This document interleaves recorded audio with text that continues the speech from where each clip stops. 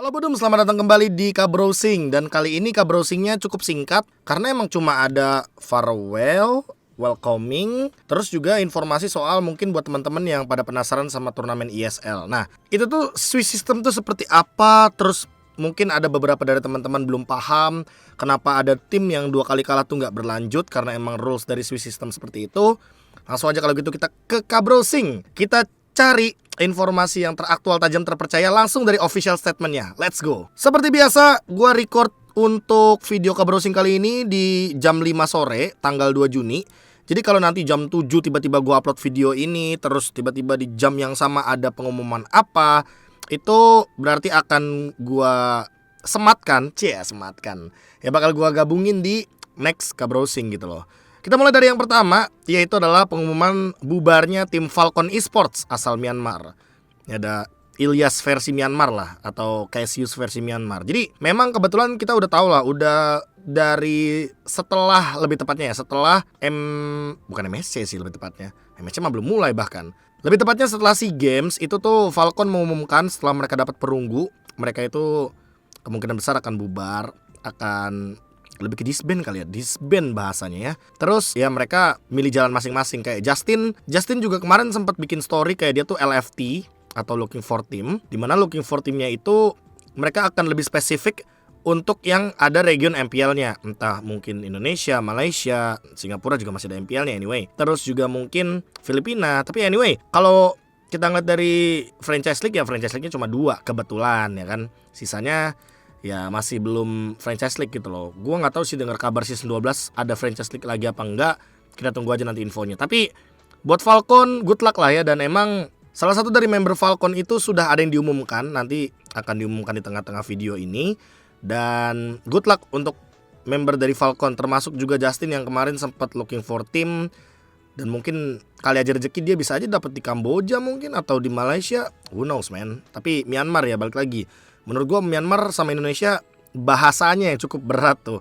Filipina, Indonesia aja cukup butuh waktu lama lah untuk bahasa dan segala macamnya itu. Jadi kita tinggal tunggu nanti akan seperti apa update dari ex Falcon. Selanjutnya adalah pengumuman bahwa Drew, Altamis, dan Cait sudah tidak lagi bersama dengan Aura Blaze. Jadi Aura Fire bahkan untuk Caitnya ya.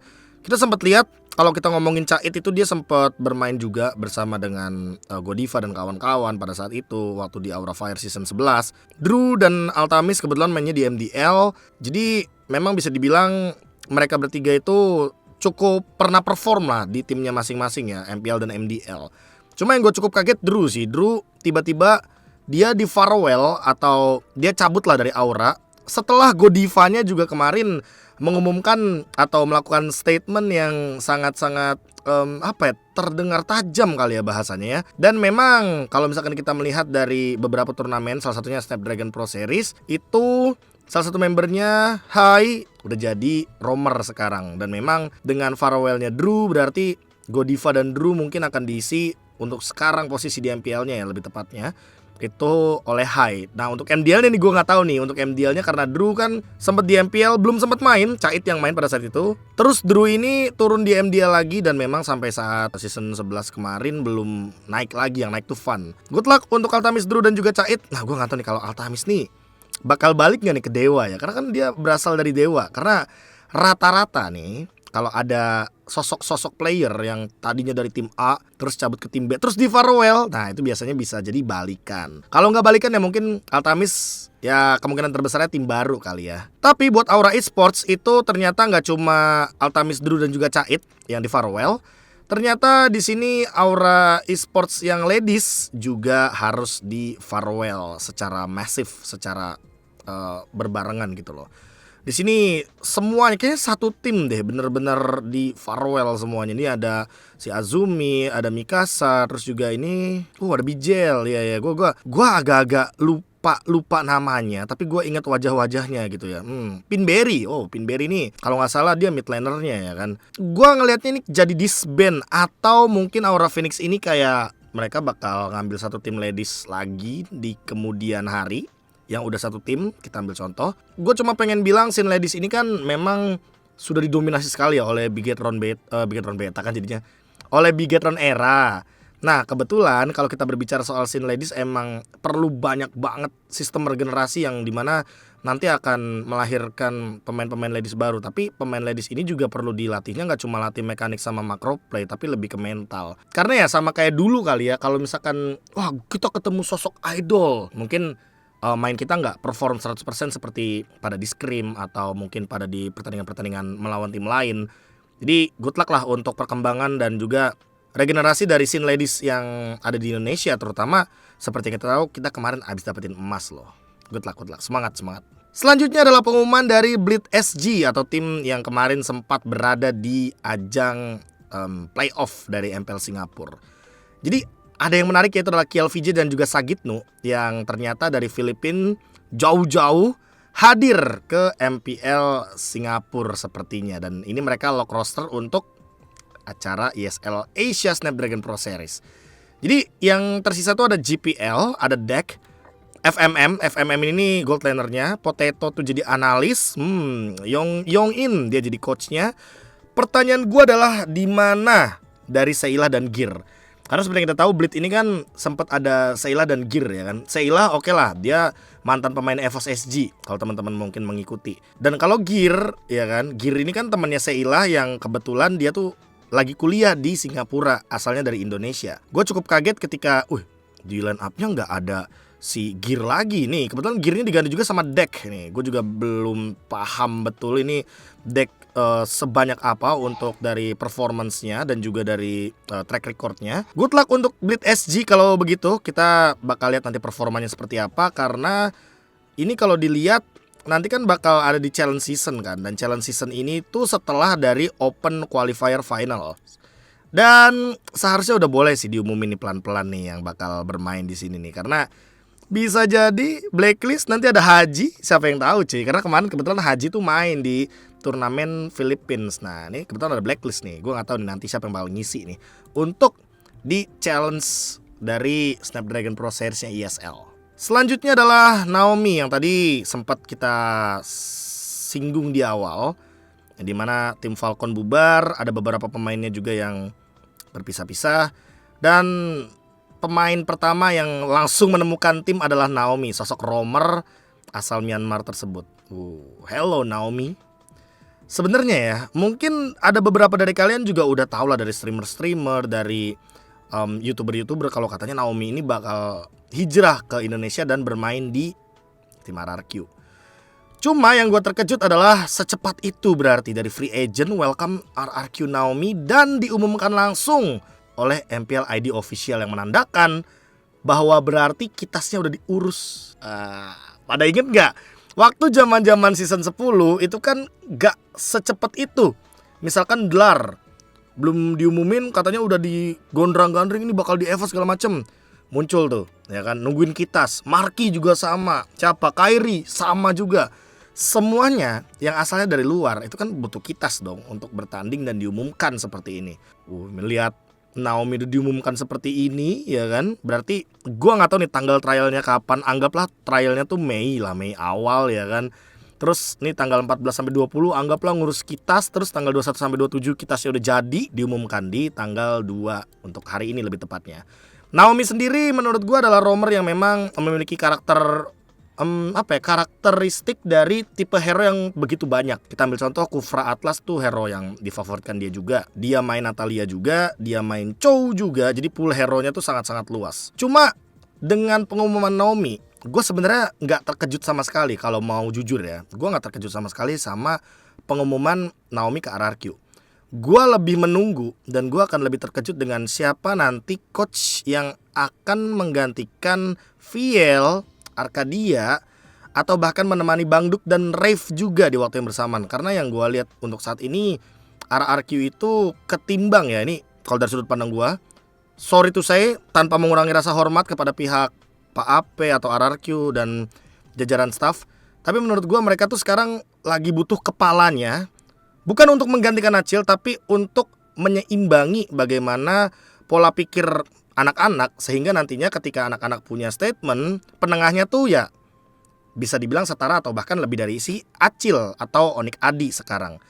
Gua ngerasa emang di posisi ini oke lah Naomi diumumkan, oke, it's a surprise, tapi menurut gue akan lebih mengejutkan lagi kalau nanti kita lebih dikasih informasi siapa nih coachnya yang pegang RRQ ini siapa gitu loh. Gue bakal nunggu sih, gue bakal sabar banget untuk menunggu hal tersebut. Dan tibalah kita pada Snapdragon Pro Series Season 3 Southeast Asia Challenge Season. Dan kita nggak challenge season sih, nggak. Tadi gue habis gue pencet tuh challenge seasonnya. Kita ke open dulu nih. Dan buat teman-teman yang bingung open switch system itu seperti apa, jadi switch system tuh kayak gini teman-teman ya. Kalau teman-teman lihat dari yang udah ya kan, ini biasanya yang menerima 2 kali kekalahan tidak akan lanjut ke babak selanjutnya. Dan rata-rata yang masih lanjut atau yang sudah memastikan lanjut itu adalah yang kalau ronde ke-5 dan ronde ke-6-nya ini walaupun kalah, mereka udah mengamankan 4 kemenangan. Jadi intinya switch system itu kalian gak boleh kalah 2 kali. Mau kalian kalah 2 kali berturut-turut, mau kalian kalah 2 kalinya kayak Bigetron nih, kalah di awal, kalah di akhir juga nih. Yang penting kalian tuh gak boleh lose 2 kali sampai dengan akhir dari tanggal pertandingan. Dan sampai di tanggal 2 ini jam 5 sore kebetulan ISL-nya juga lagi bertanding. Dan ini juga kayaknya masih nungguin ya untuk pertandingan dari hasil-hasil selanjutnya. Ada jadwalnya juga, teman-teman mungkin bisa nonton setelah video ini muncul. Atau jangan-jangan lagi video ini muncul sebenarnya lagi tanding gitu loh merekanya. Gue sangat menanti sih Geekslate lawan TNC anyway. Jadi gini, kalau ditanya chance-nya untuk dari sekian tim yang akan lolos ke babak selanjutnya itu ya masih ada jelas. Tapi untuk beberapa tim, kita ambil contoh ya, Geekslate, TNC Pro Team, ini chance untuk mereka terpleset itu besar sekali. Dan salah satu dari mereka artinya harus ada yang tidak lolos, ya gak sih? Karena ya kalau misalkan kita lihat nih, ini pertandingan nih, ya kan, mereka kalah 2 kali misalkan. Geekslate kalah nih, dari Dewa kalah, dari TNC kalah, berarti mereka gugur. TNC juga sama. Kalau TNC kalah lawan Geekslate, ya mereka kan udah pernah kalah lawan EVOS, berarti ya mereka tidak akan lanjut ke ronde yang ke-6. Yang paling aman siapa? Yang paling aman adalah Aura Fire dan GPX yang sudah memastikan dirinya lolos. Walaupun nanti ada 4-2, kemungkinan terbesarnya 4-2 juga bakal tertutupi dengan beberapa tim yang hari ini kalah di pertandingan. Jadi memang switch system itu agak-agak rumit sih teman-teman. Yang penting tuh, kalau kesimpulan gue ya, yang penting tuh jangan kalah 2 kali. Nah seperti itu teman-teman ya. Jadi tinggal kita tunggu akan seperti apa pertandingannya. Dan ini teman-teman bisa cek sendiri jadwalnya. Akan selesaikan lawan Euphoria. Langsung men. Euphoria juga kayaknya di sini kalau kalah rungkat juga nih. Ya pokoknya nggak boleh kalah lah. Switch system itu seperti itu. Jadi kalau menang ketemu menang, kalah ketemu kalah. Dan memang prize poolnya besar sekali, luar biasa ISL. Tidak hanya berhenti sampai di ISL saja, gue juga pengen mengintip sedikit Kohai Sea Championship season yang pertama, yang dimana ada banyak banget tim-tim yang luar biasa yang akan bersaing di sini dengan sistem single elimination. Jadi tidak ada lower bracket, kalah pulang, kalah rungkat. Cuma yang mencuri perhatian gue adalah kalau kita show playersnya, kali aja teman-teman mau menyaksikan silahkan. Ini memang pemain-pemain yang sangat-sangat terkenal bukan namanya. Tapi gue lebih fokus ke RSG Slate Philippines, ada Demon Knight dan Aqua bareng Kosei dan Perks yang ternyata bermain untuk turnamen ini. Serta ada Haji juga, Haji Z ini Haji teman-teman. Yang dimana teman-teman bisa langsung menyaksikan juga di Kohai turnamen. Kayaknya ini bakal dimulai sesaat lagi sih. Kalau kalian nanya untuk dari streamnya itu ada di mana, streamnya ada di YouTube teman-teman. Teman-teman mungkin bisa ke Kohai langsung. Gue contohin kali ya. Nih, ke Kohai. Nah, kalian tungguin aja nih, di sini biasanya bakal ada live-nya ya. Di sini nih top 16. Kemarin udah bertanding tuh si Bigetron sama MAB. Nah, ini yang mau gua tungguin nih, RSG Slate Philippines nih kebetulan yang nantinya akan bermain dengan member lama rasa member baru. Blacklist Academy juga kebetulan di sini ada Haji juga yang akan mengisi di arah mid lane. Menarik untuk disaksikan sepertinya. Banyak banget turnamen Mobile Legends sekarang ya. Kalian bisa cek sendiri lah di Wikipedia nih, lagi aktif banget, lagi banyak banget. Sistemnya juga kayak sistem yang gue bilangnya apa ya, maraton mungkin ya, atau jogging jarak jauh. Seperti itulah pokoknya. Gak langsung turnamen mulai minggu ini selesai. Enggak kayak gitu. Tapi emang bener-bener jangka waktunya lama banget teman-teman. Dan itulah dia K-Browsing untuk hari ini. Emang lebih banyak fokusnya ke turnamen-turnamen karena memang banyak banget format dan sistem baru yang mungkin teman-teman masih pada belum paham. Alhasil mungkin teman-teman harus belajar ulang lagi atau mempelajari ulang bagaimana sistem tersebut berjalan. Dan dari gue sendiri kayaknya udah cukup. Sampai jumpa lagi di K-Browsing selanjutnya. Jangan lupa bahagia. Dadah.